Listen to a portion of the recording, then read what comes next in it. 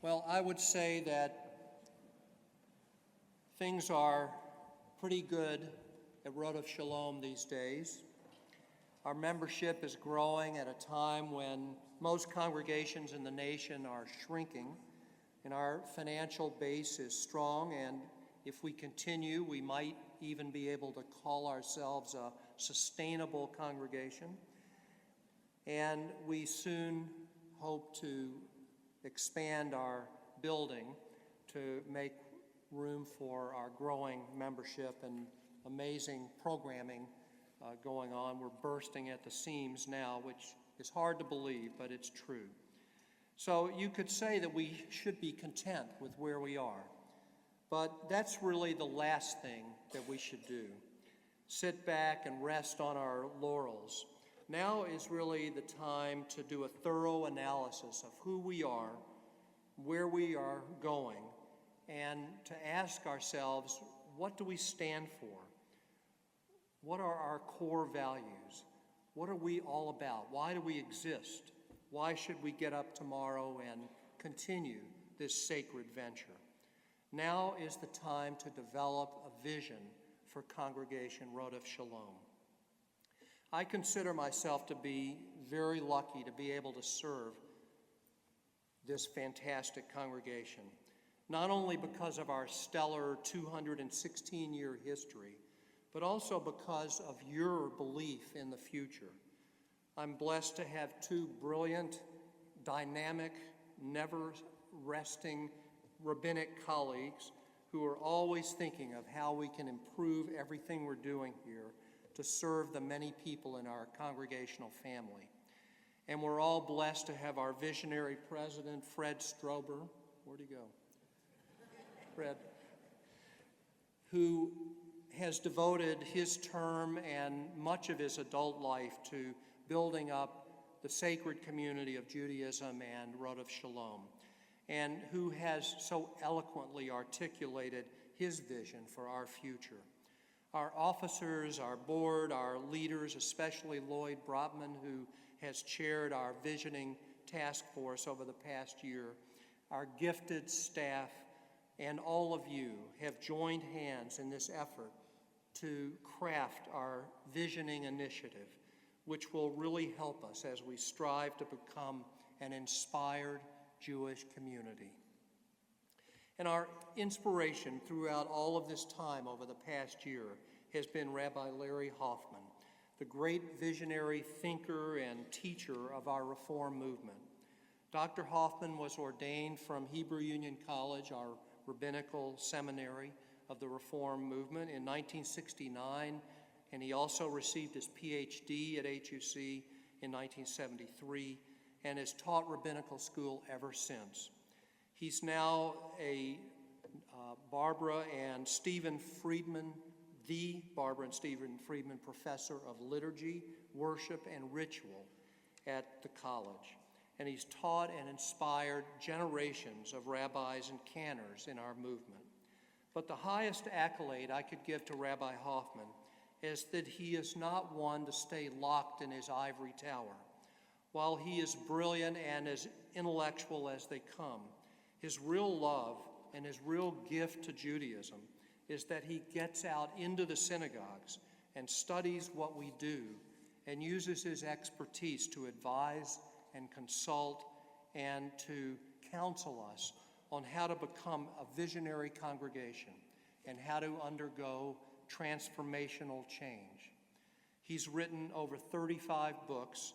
I've read most of them, actually, and I reread a lot of them while I was on sabbatical over the past few weeks and just in preparation for this weekend. And believe me, they're all very good.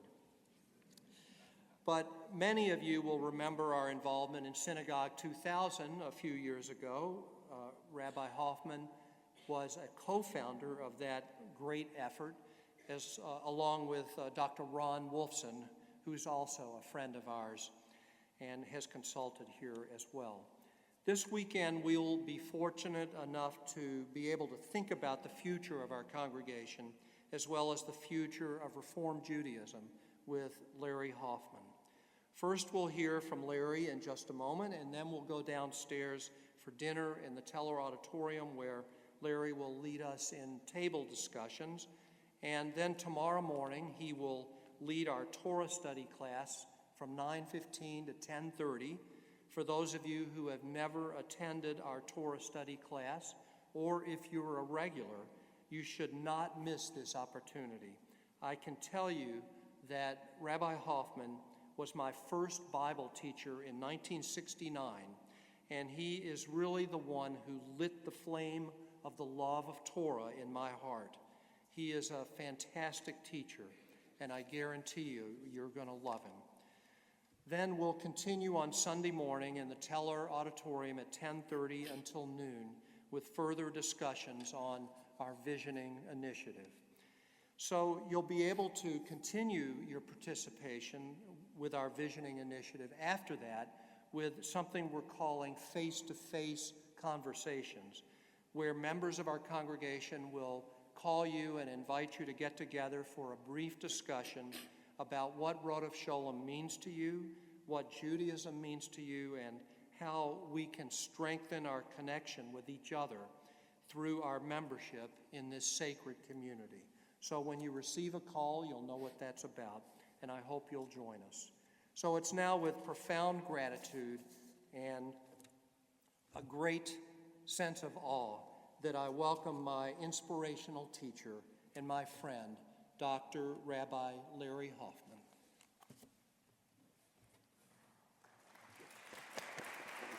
Extraordinary.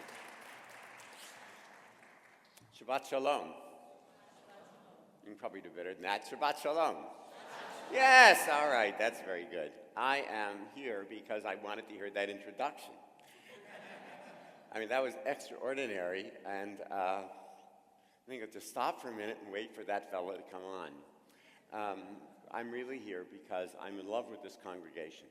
And I'm in love with this congregation because I have had the opportunity over the last year or so, and actually before that with Synagogue 2000, but then a large hiatus until now. But for the last year or so, I have been planning with the people who have been charged with leading this congregation for what I consider a great American Jewish future.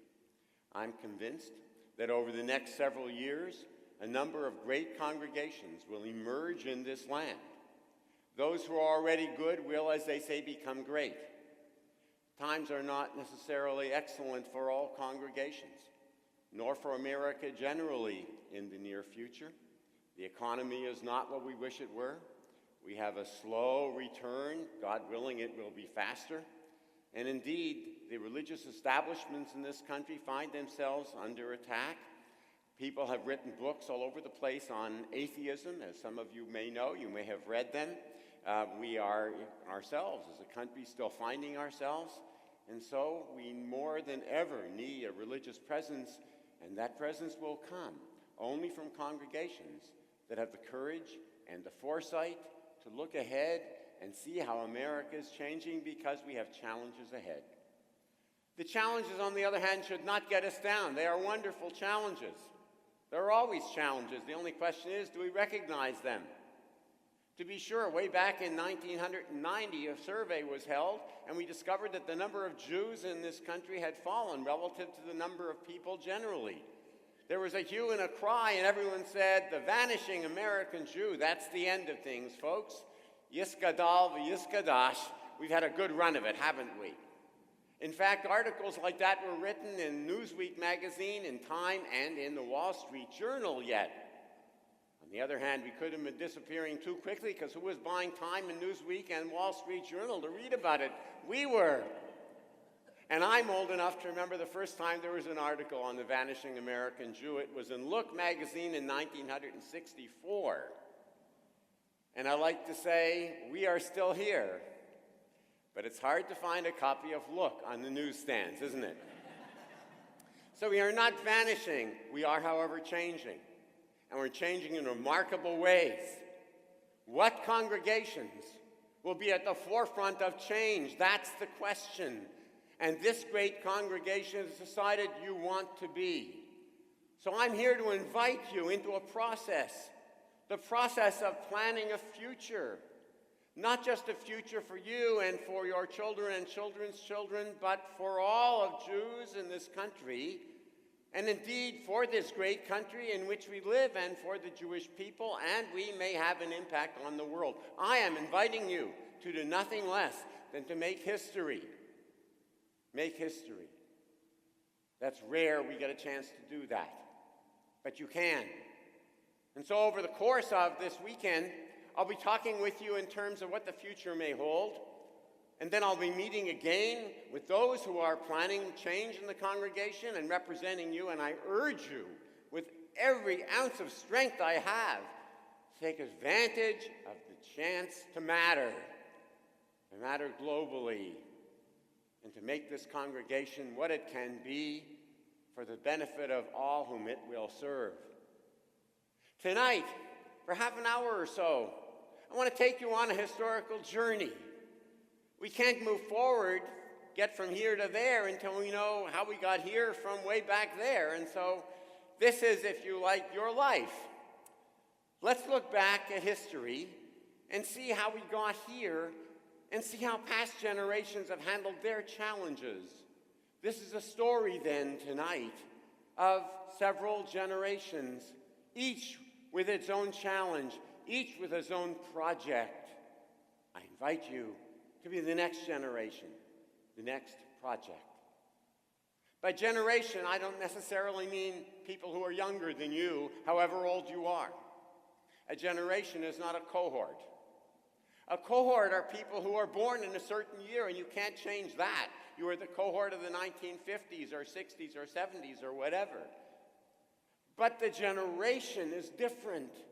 A generation is people of whatever cohort who band together because they are moved by some impetus of history to act together for the future. You can change generations. That's how you stay young.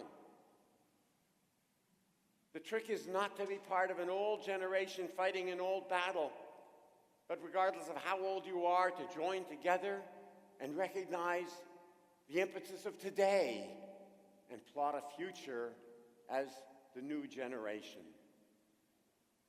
Well, let's look at some other generations and see what their projects were and how they handled them. The first generation of people who came here and founded Jews in this country. First Sephardim in the colonial period, and then in the 19th century, Jews from Central Europe. Just out of curiosity, is there anybody here who maybe traces their way all the way back to the 1600s in this country, period, whether Jew or non-Jew? Anybody go back that far?